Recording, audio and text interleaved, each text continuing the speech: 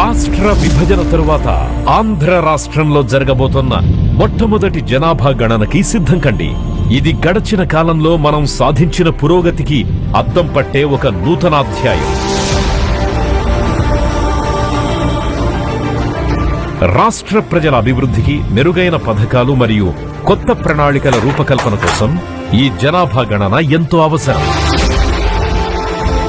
ఈ జనాభా గణన కేవలం లెక్కింపు మాత్రమే కాదు, మీ వ్యక్తిగత అవసరాలు మరియు సామాజిక అవసరాలను ప్రభుత్వానికి తెలియజేసే మార్గం కూడా.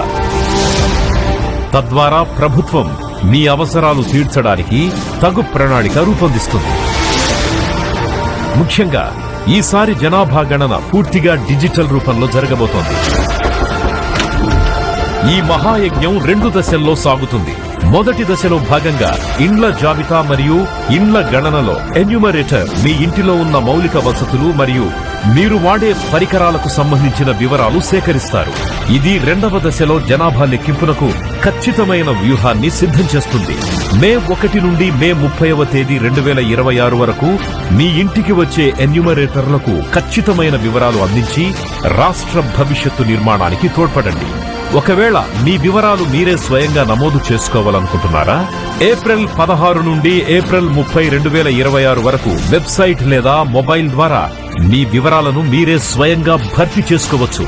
అలా నమోదు చేసిన తర్వాత వచ్చే స్వీయ గణన ఐడిని ఎన్యూమరేటర్ మీ ఇంటిని సందర్శించినప్పుడు వారికి అందజేస్తే సరిపోతుంది. మీరిచ్చే వివరాల వల్ల మీ పథకాలేవి ఆగిపోవు.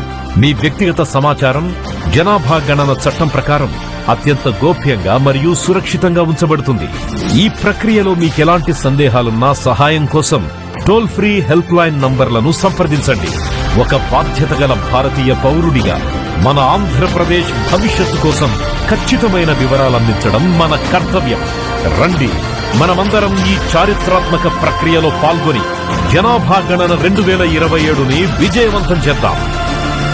మన జనగణన మన భవిష్యత్తు, మన జనగణన మన వికాసం.